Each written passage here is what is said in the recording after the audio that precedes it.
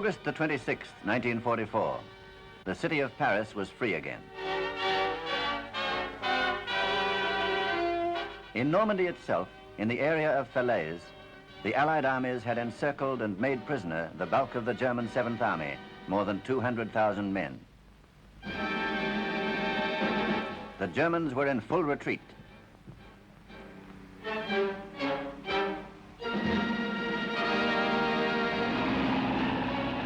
Tanks, guns, transport, and SS troops were taken out first, with orders to get back behind the river Scheldt.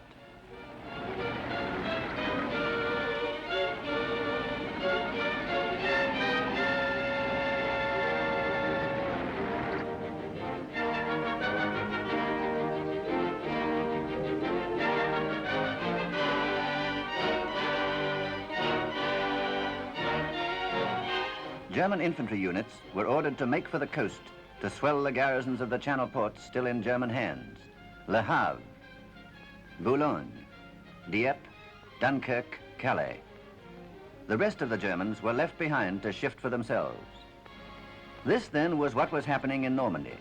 But how was this related to the overall strategic position in Europe, west, east, and south in August 1944? By the summer of 1944, the Allies had gained firm footholds in France, in Normandy, and in the south.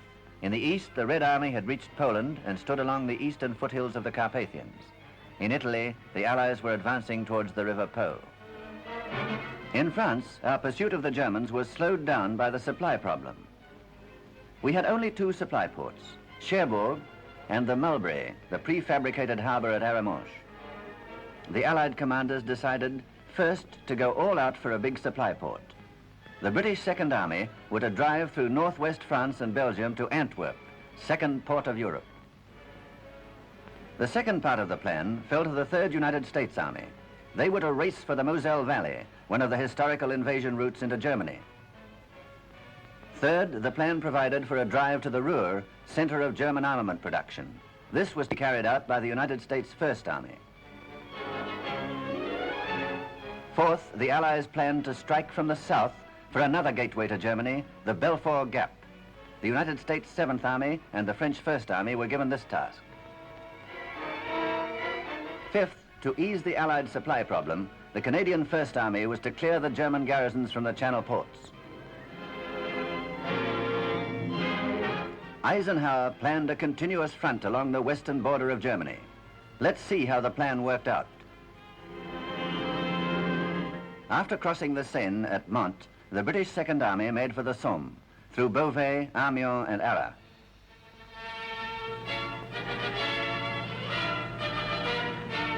The British units kept the Germans moving in order to prevent them from making a stand, either in hedgehog groups or along the River Somme. Speeding ahead at a rate of more than 60 miles a day, the British spearhead, the 11th Armoured Division and the Guards Armoured Division, crossed into Belgium by September the 2nd. Next day, they entered Brussels. The citizens of Brussels greeted the British and Belgian troops with tremendous enthusiasm. They had not dared to hope that they could come so soon. The British had come 430 miles in 9 days.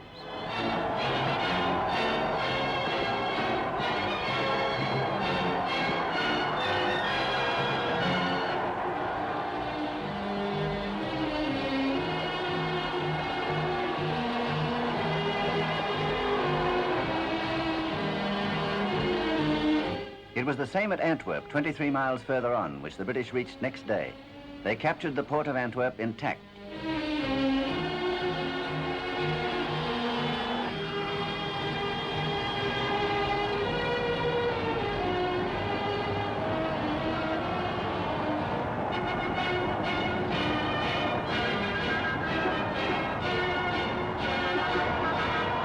This success was made possible by the White Army of the Belgian partisans.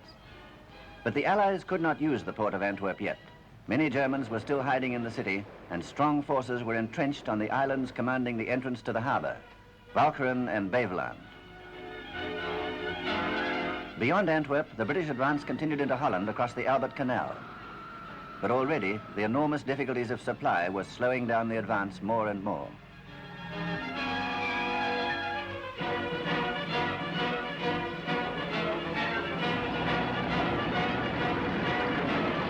While the British Second Army fought their way into Belgium and Holland, the American Third Army, which had been held up for some time in the Paris area, 200 miles southwest from the British, began to move again. Fanning out between the rivers Seine and Marne, they captured Troyes and Lagny by August the 28th.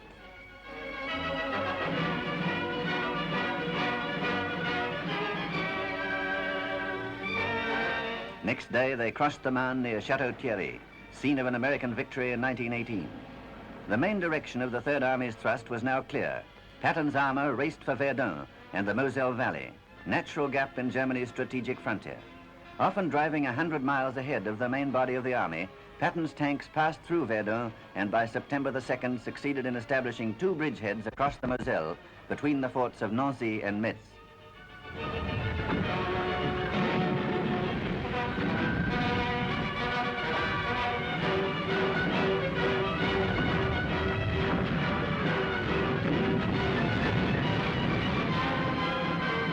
But once more, the tanks had outpaced the supply columns. There was no more petrol. The great army of 200,000 men came to a halt a day's march from their goal.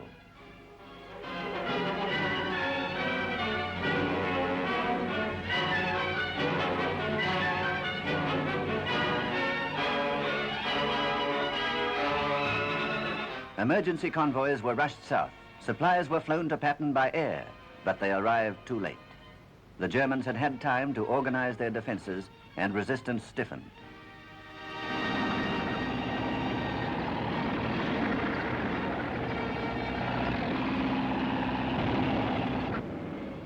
The American bridgeheads had to be withdrawn from across the Moselle. The main reason why it was so difficult to keep up the flow of supplies was the chaotic state of French roads, bridges and railways owing to air bombardment and German demolitions.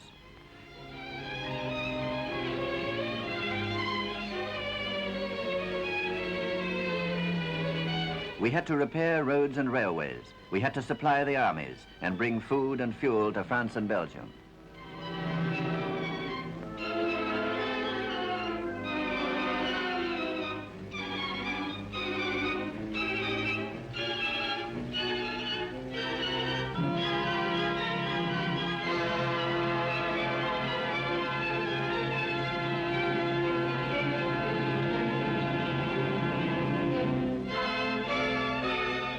The German garrisons were still holding out at Brest, Saint-Nazaire and Lorient, and were still blocking the entrance to Bordeaux.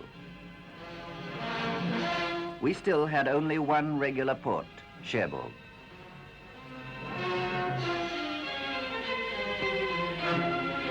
All the rest of our supplies had to come through the Mulberry Harbour at Arromanches.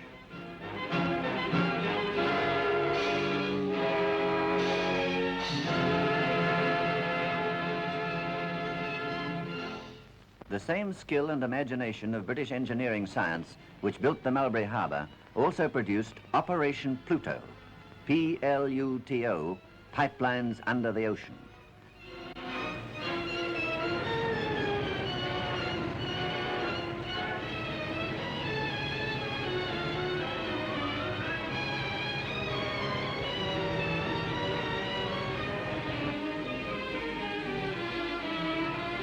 Thanks to this invention, petrol could be pumped direct from Britain to France, 1 million gallons a day.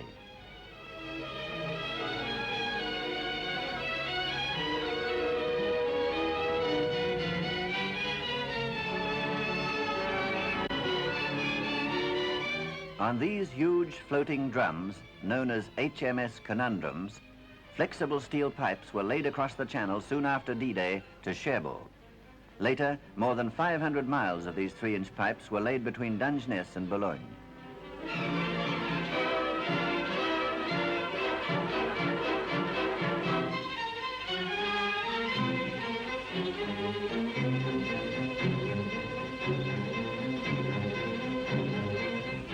It was thanks to this brilliant scheme that the Allied armies were able to resume their advance. Between the British Second Army in Holland and the American Third on the Moselle, the United States First Army went forward into Belgium and Luxembourg. On its northern flank, near Namur and Charleroi, General Hodges' army linked up with troops of General Dempsey's 2nd British. General Hodges' men were the first to enter Germany. Barring their way to the great industrial basin of the Ruhr, vital center of German armament production, stood Aachen, a city of 163,000 people. By October the 5th, the Americans had surrounded the city on 3 sides, but they lacked the material to take it by storm. Whereas the Germans relied on short lines of supply fed by the huge factories of the Ruhr, the Americans were still dependent on lines stretching right back to Normandy.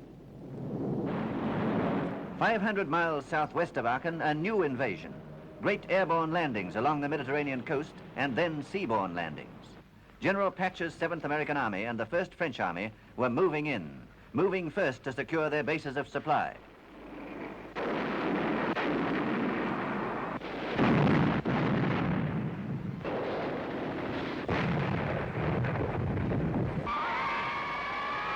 They freed the naval port of Toulon, and further west, they took Marseille.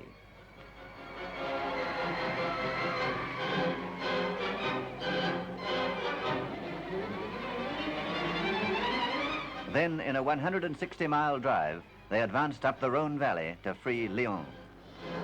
Snipers hiding in a hospital were soon rounded up.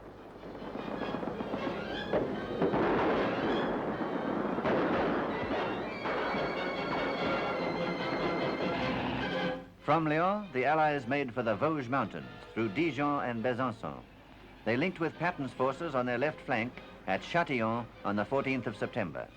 The forces of the southern landing were now joined with those of General Eisenhower and came under his command. The plan was working out.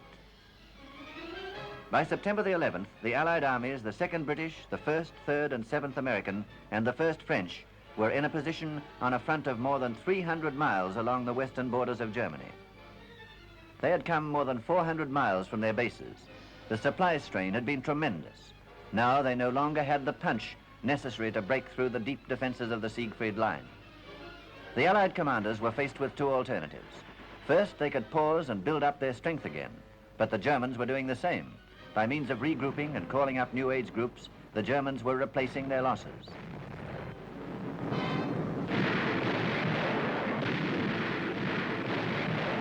The second alternative was to make the utmost of the German confusion and to jump the Rhine defenses. This General Eisenhower decided to do. The attack was to be airborne and directed simultaneously against the crossing of the Meuse at Grave, of the Waal at Nijmegen, and of the Lower Rhine at Arnhem. 1 British and 2 American airborne divisions took part in this operation.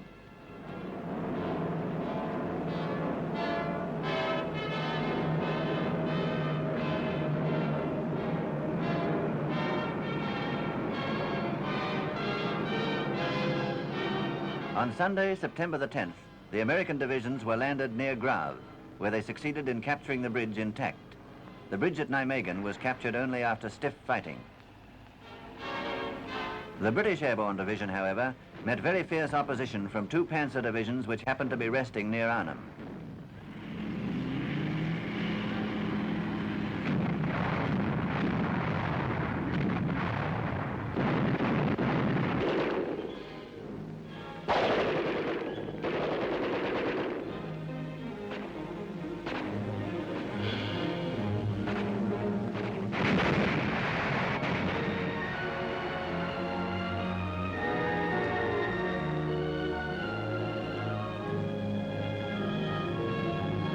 The weather turned. It became impossible to land supplies.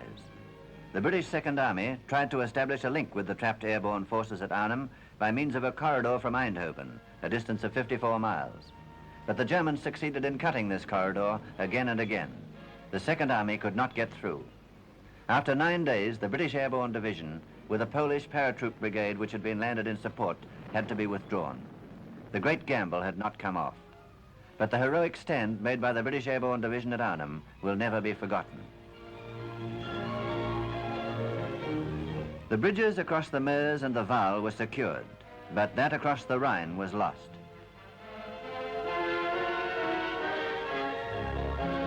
General Eisenhower had to fall back on his alternative plan, that of building up his strength for a breakthrough in the Siegfried Line. For this purpose, the Allies had to have supply ports close to the fighting area. Antwerp and the Channel ports.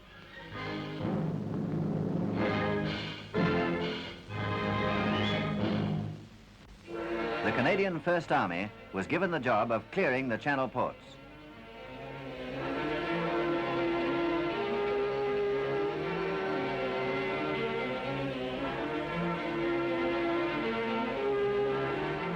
In a series of encircling operations with heavy air support, they succeeded in reducing the Channel ports one by one.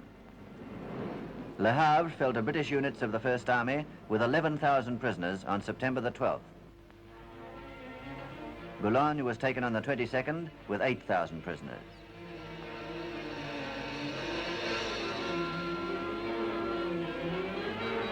Then Dieppe, where Canadian units had made a costly trial landing in 1942, was overrun. Calais was taken on September the 30th after bombardment by heavy guns from across the Channel at Dover. Newport was taken by storm. Dunkirk alone remained in German occupation. And so, by the beginning of October, the 1st Canadian Army had crossed the Dutch frontier and was fighting beyond the Leopold Canal. They reached the southern bank of the Scheldt near Breskens.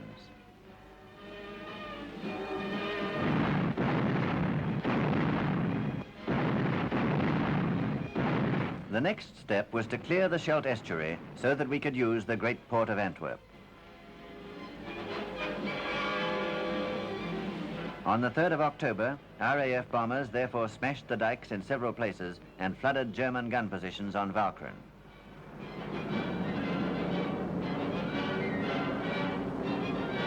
Meanwhile, British assault troops and Royal Marine commandos crossed the Scheldt and landed on Beveland.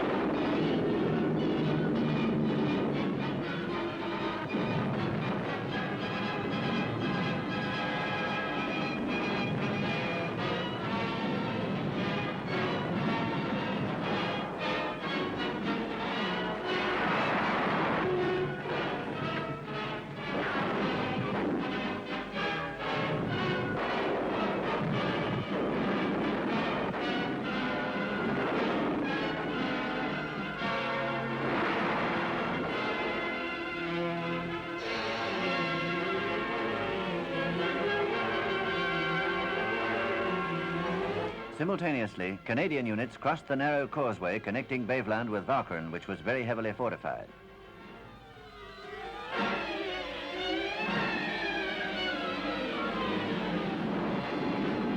The Canadians captured Flushing on November the 3rd.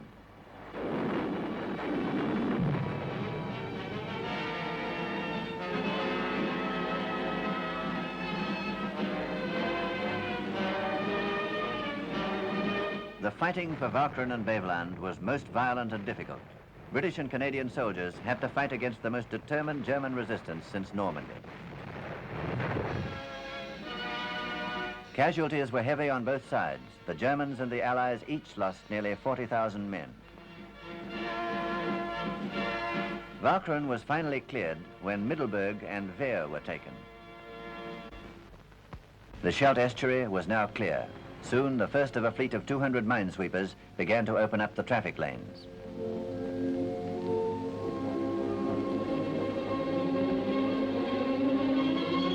Then the first Allied convoy steamed into Antwerp. The Allied supply problem was now eased. The port of Antwerp, with its 26 miles of dock frontage, 237 berths, and 500 miles of railway sidings, is one of the largest in the world. It can handle more than 2 million tons of cargo a month. Naturally, the Germans did their best with V-bombs to disrupt unloading of supplies. But from now on, the Allies could build up enormous forces to wear the Germans down in a battle of attrition west of the Rhine. A battle which General Eisenhower himself had called the decisive battle for the Germans.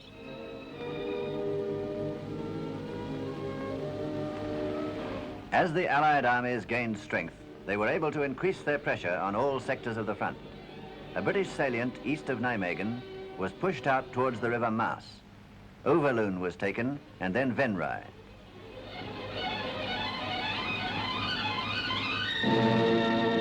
To the west, the British captured Tilburg and 's-Hertogenbosch.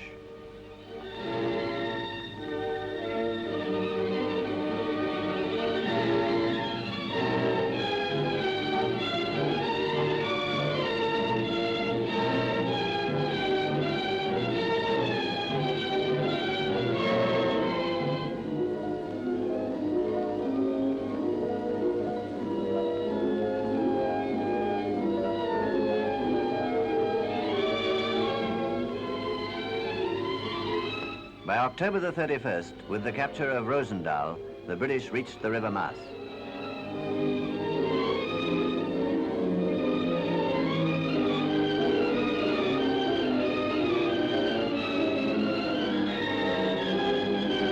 In the Aachen area, the American First Army, reinforced by the arrival of the 9th, succeeded in surrounding the town completely.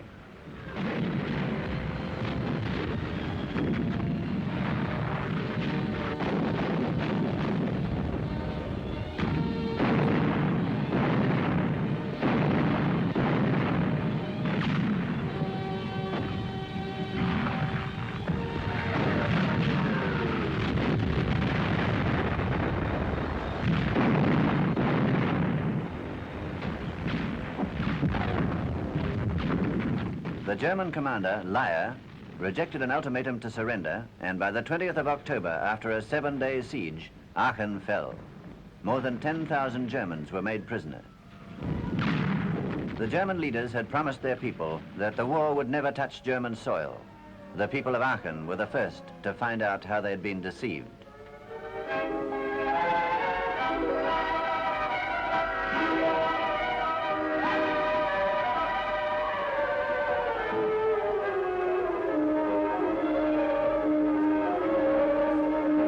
A 100 miles further south, the United States Third Army renewed their attacks across the Moselle.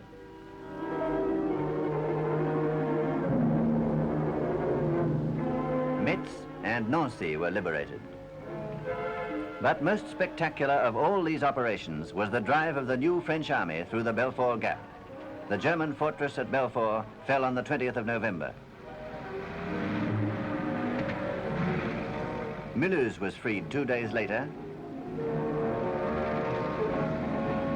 Strasbourg, capital of Alsace, was liberated in a swift and splendid stroke of arms.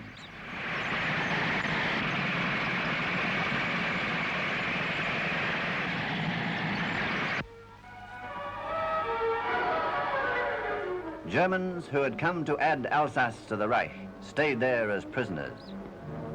Those of us who were there will never forget that French drive through Alsace to the Rhine. This was a great hour for Frenchmen, and France was once more taking her just place among the free nations. Mr. Churchill's visit to Paris was symbolic of the world's recognition.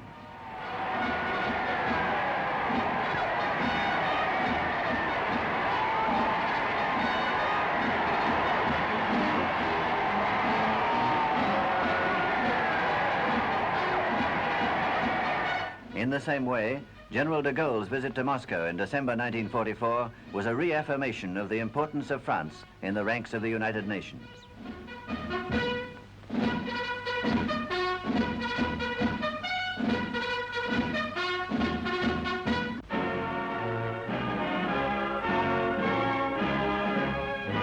While in the West, the battle for the liberation of France and Belgium was raging, the Red Army opened an offensive on the Central Front over 1,000 miles east from Normandy.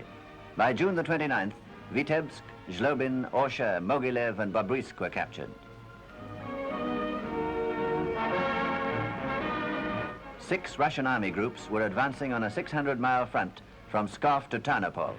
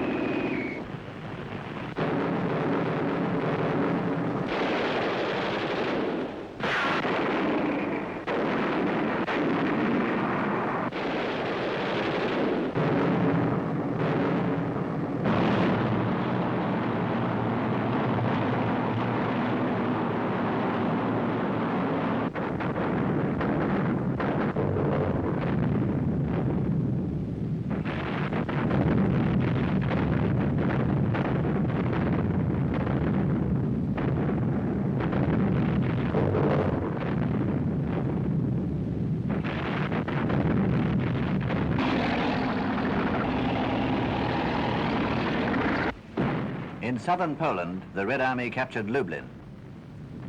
In these battles, the Red Army used considerable numbers of Allied tanks which had been sent to Russia under the Lend-Lease agreements.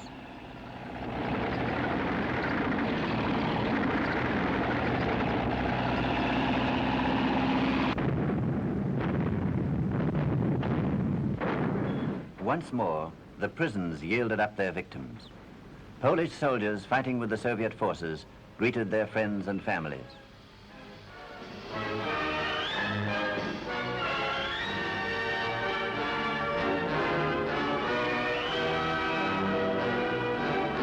A few miles from Lublin lay Majdanek.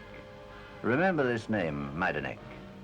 Here the Germans had constructed what they themselves officially called an extermination camp.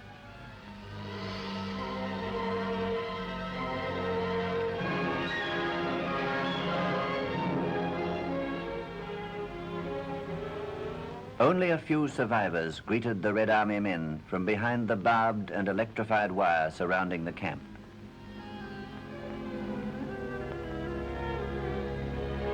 The German firm which built this place proudly displayed its advertisement.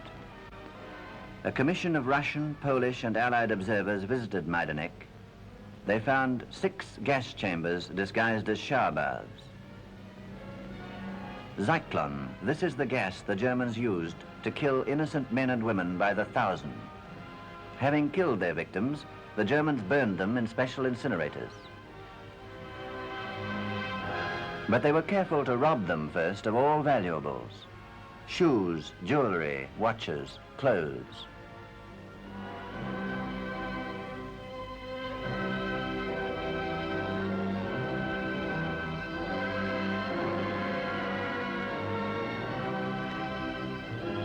Even toys they took from the children whom they killed here.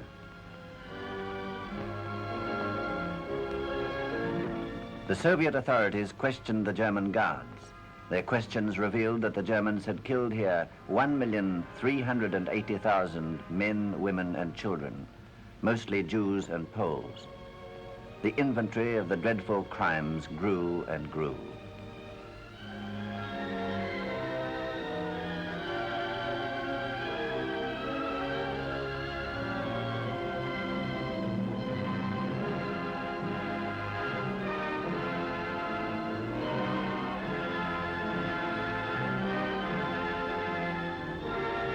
With great thoroughness, the Germans had converted the ashes of some 680,000 whom they had burned into fertilizer. And all around the camp grew lovely big cabbages, white with the ashes of the dead. Remember Majdanek, it's the place at the end of the road which fascism must travel. But the advance of the Red Army continued. Przemysl fell, Yaroslav and Brest-Litovsk were overrun. The Germans were totally unable to stand up to the Red Army.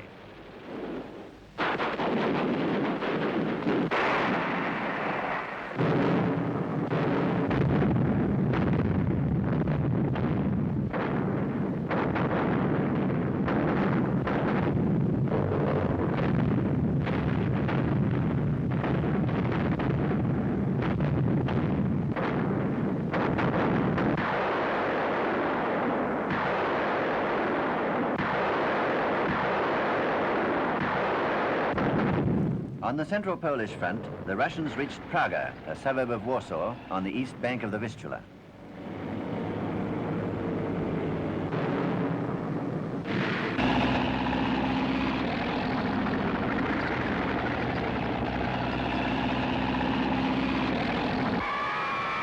From the western side of the Vistula, the Germans tried to crush underground Polish fighters who rose up against them. For 63 days, the Germans bombarded them mercilessly with heavy artillery. They used dive bombers to break the resistance of the Poles. The Red Army was unable to get through to help. There were not enough supplies to force a crossing of the Vistula after an advance of hundreds of miles.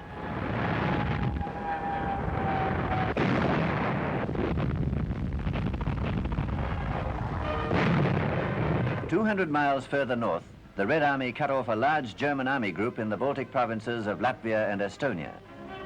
All these Russian successes compelled the Germans to regroup their armies. They decided to build up a strong bastion in Estonia and another in the Warsaw area. To do this, the Germans had to withdraw some 30 divisions from the Balkans. It was not possible for them to rush in new divisions to cover their weakened positions there.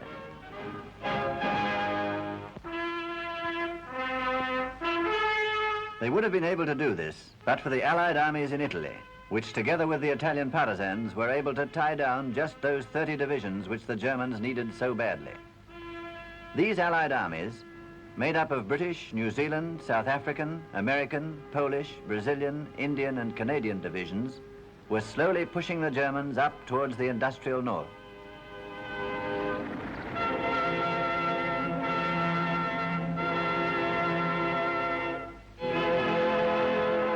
The Germans did everything they could to delay the Allied advance by blowing up bridges and blocking the roads.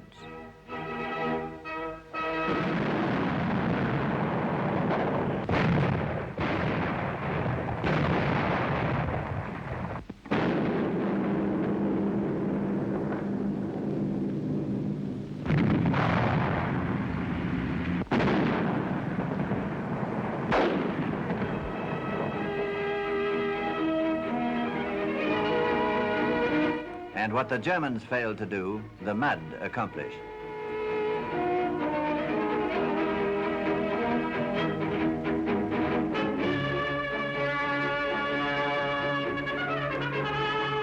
Behind the lines, about 14 of the German divisions were continually engaged in fighting the Italian partisans, who played an important part in Field Marshal Alexander's campaign. Many of them were equipped with Allied weapons and were trained in sabotage and guerrilla warfare.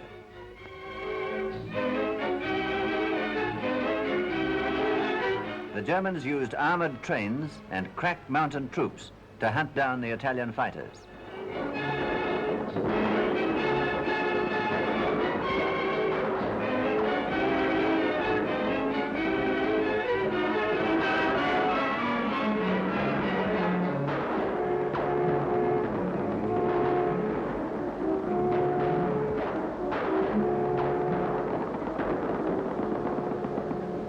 But for every one they killed or captured, 10 took up arms against the Tedeschi.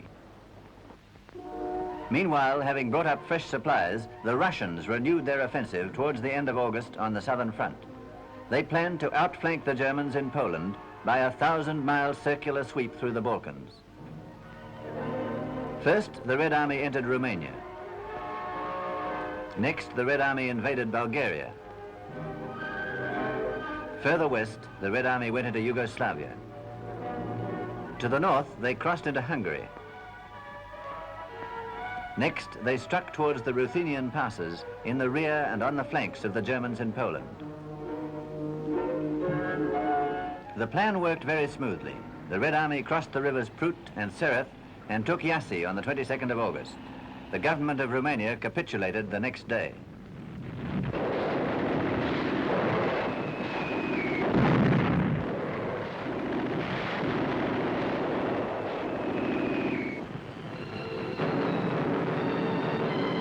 By August the 30th, the Russians were in Ploiești. The great oil fields were now forever lost to the Germans.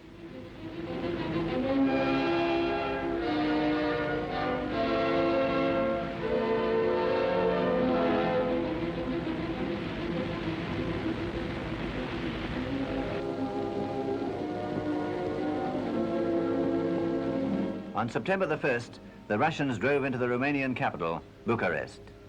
They had come 225 miles in 9 days. In this way, the first of Germany's allies was forced out of the war.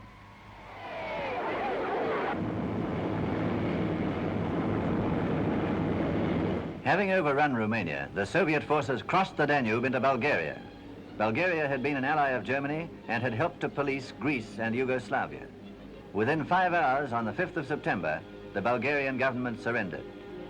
The second of Germany's Balkan allies was out of the war. The Red Army entered Sofia, the capital, within a few days.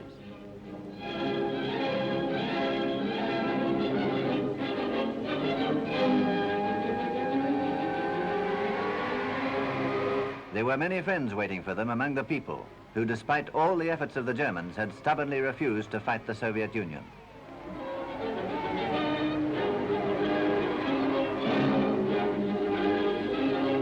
On the borders of Bulgaria and Greece, refugees were living a pitiful existence. Greek families whom the Germans had driven from their homes. The Greeks had suffered perhaps more than any other people under German occupation. There was a great welcome, therefore, for the British forces that landed near Patras in the Peloponnese.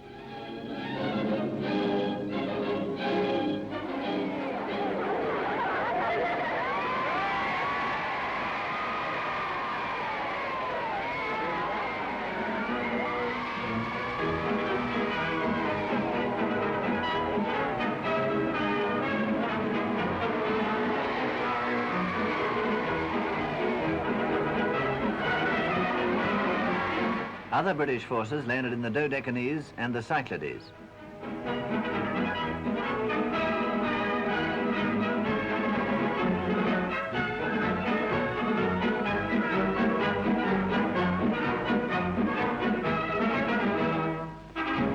And they landed at Salonika.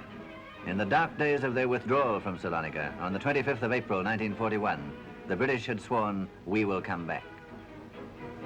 Soon, Athens itself was set free. There was little or no fighting. Men and women of EAM and other resistance groups had driven the Germans from their country.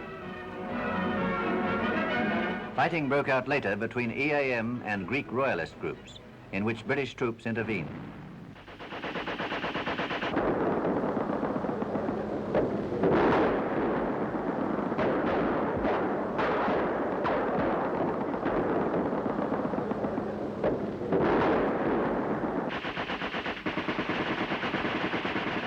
A compromise was reached in this unhappy business with Mr. Churchill's visit to Athens and the appointment of Archbishop Damaskinos as regent.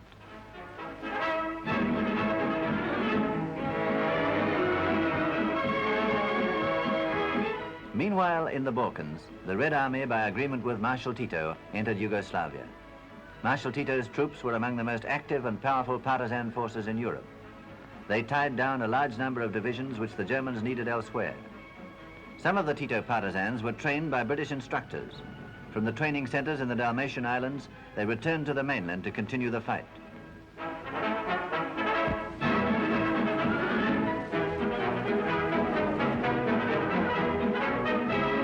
In conjunction with the Red Army, Tito's partisans entered Belgrade. The Marshal himself was there to salute the fighting men and women of his armies.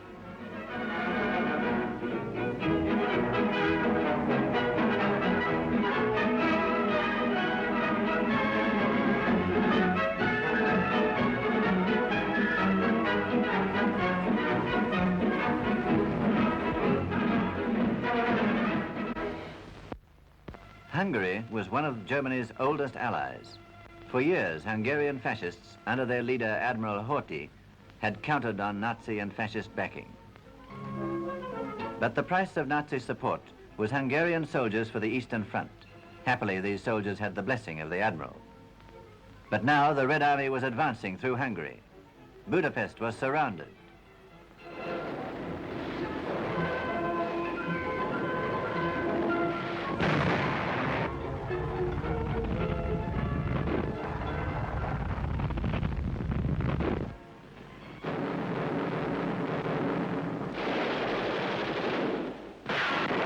To the northeast, the Russians were striking from Debrecen to take the Germans in central Poland in the rear. Horthy fled to Germany, and the Germans retreated towards Austria. Another of Germany's allies was about to capitulate.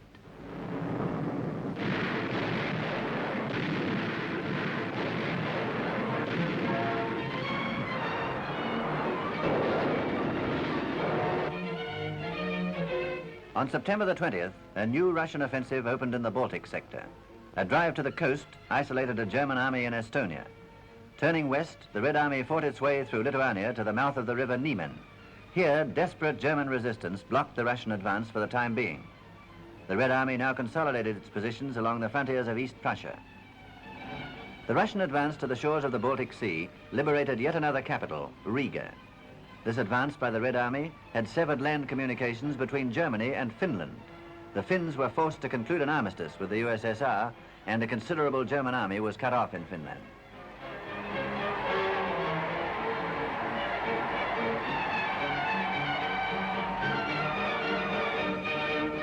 The Red Army pursued the remnants of the trapped German divisions into the Arctic north and entered Norway near Kirkenes.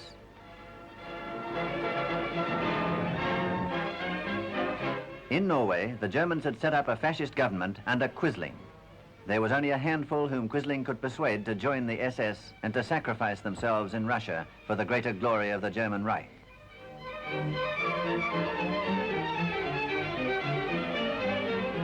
The real answer of the Norwegian people was sabotage and resistance.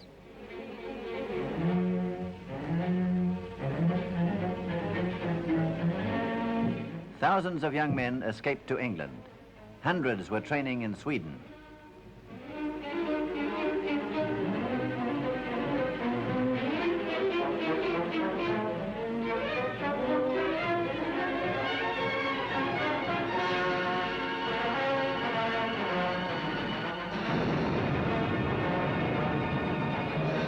With the help of arms and wireless equipment dropped by the RAF, the Norwegian patriots were able to organize a highly effective resistance to the Germans.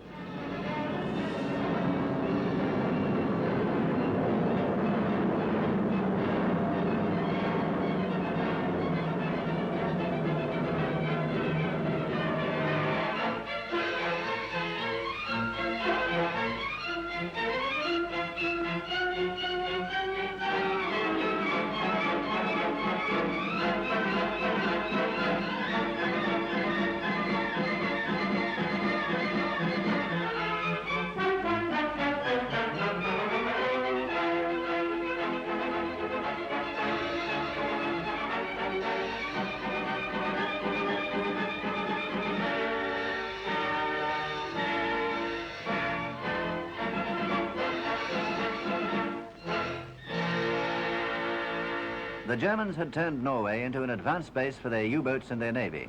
The huge German battleship Tirpitz lay in wait for Allied convoys to Russia. After many attacks, the Tirpitz was finally sunk by RAF Lancasters in Tromsø Fjord on the 12th of November.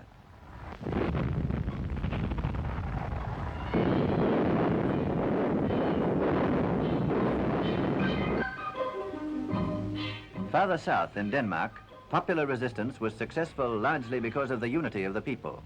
Against this unity, the German commander, General Lindemann, and his police troops were powerless.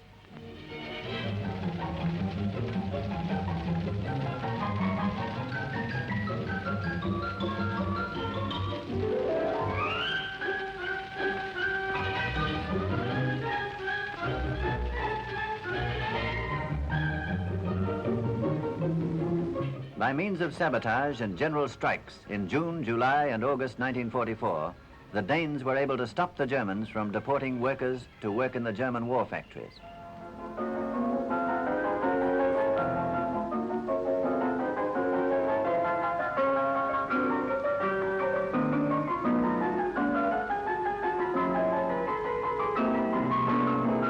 The events of 1944 on the Western Front, in Italy and in the East, and the growing unrest in the countries they still occupied had compelled the Germans to take very severe measures to stave off disaster.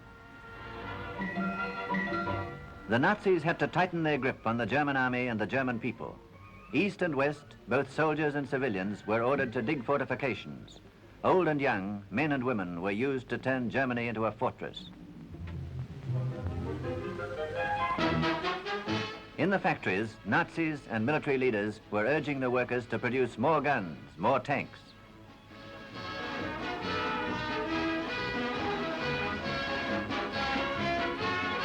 At the same time, Himmler took command of the home front, and the male population was drafted into the Volksgrenadiers and the Volkssturm.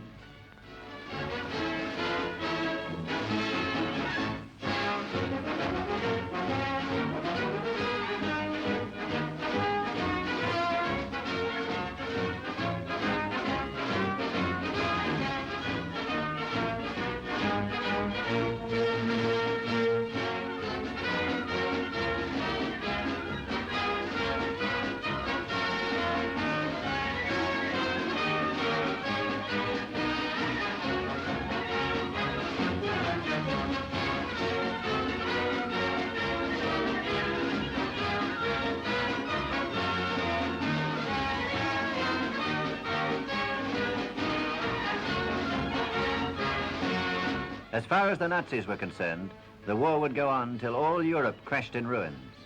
They knew that soon the Allies would attack again from the east and the west.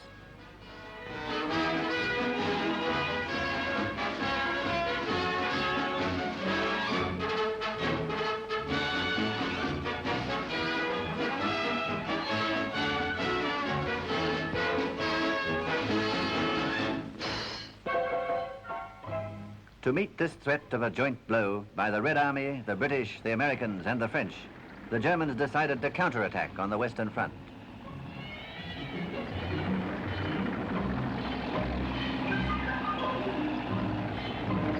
Rundstedt launched this counterattack on December the 16th in the Malmedy sector. He thought that the bad weather would favor his attempt to break through to Liège, to cross the Meuse, and to recapture the port of Antwerp.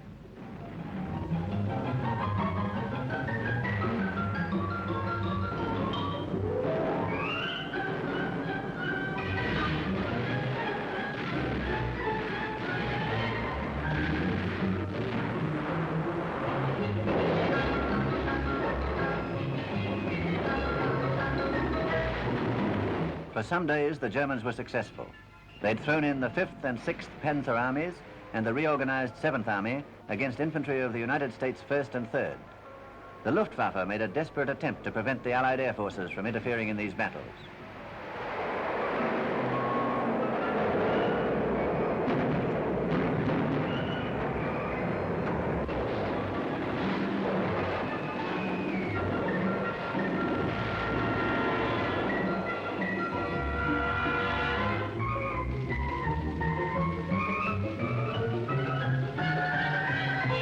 They succeeded in destroying a large number of Allied planes on the ground, but their efforts were frustrated. Allied fighters soon shot the German planes out of the sky.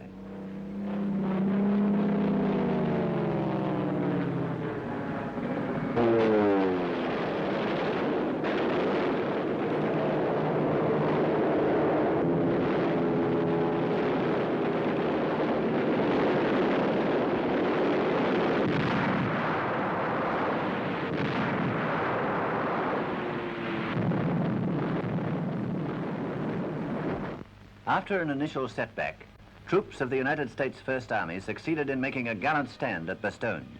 Reinforcements were rushed in by air.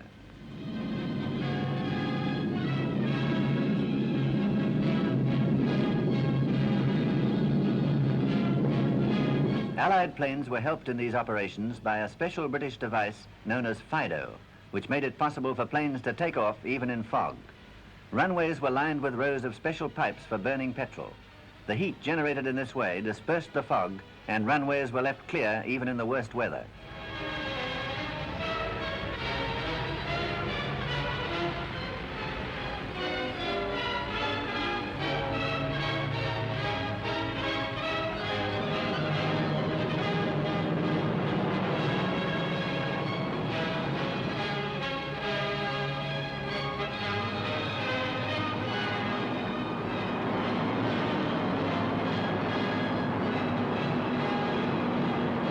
Allied heavy bombers were thus able to keep up a continuous bombardment of the German forces in the Ardennes.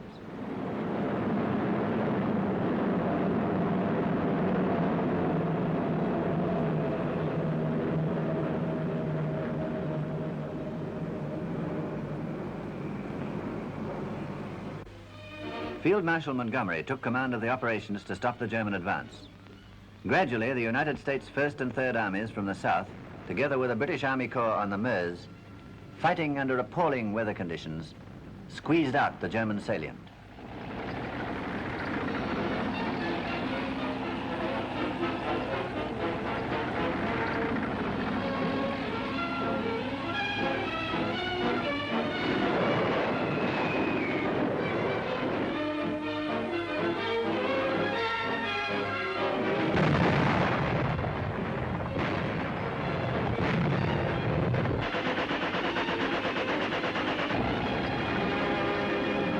By January the 16th, Rundstedt's offensive was stopped. If it had succeeded in taking Antwerp, it might have prolonged the war by a year. But it was the last serious blow the Germans were able to strike in the West.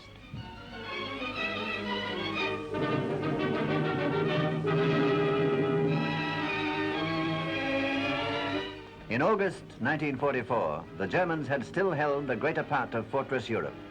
6 months later, the German new order had crumbled away.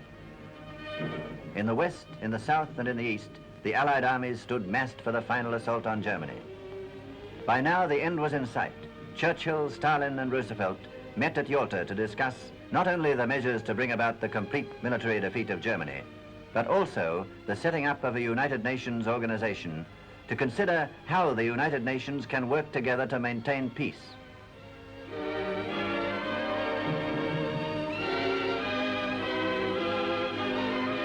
In the east, the Red Armies under the command of Marshals Rokossovsky, Zhukov, and Konev launched their new offensive in central Poland, which carried them right into Germany along the River Oder to within 40 miles of Berlin.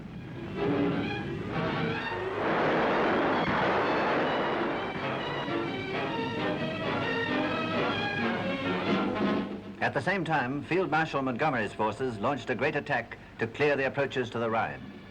The American 1st and 3rd Armies and General Devers' 6th Army Group attacked a few days later.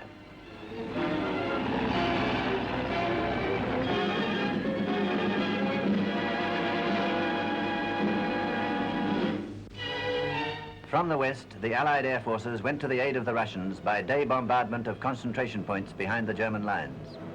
Berlin and Dresden were the chief targets.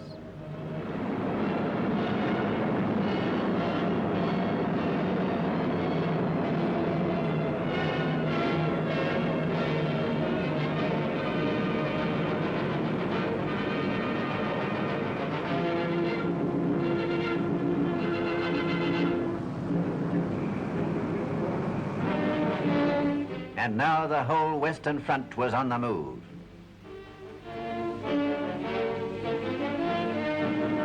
The Allied air forces were pounding German factories, bridges, roads, and railways by day and by night.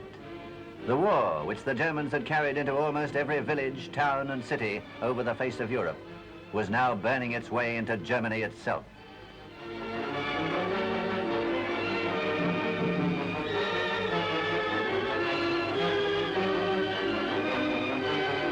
The Allies were massing to cross the last great barrier, the Rhine.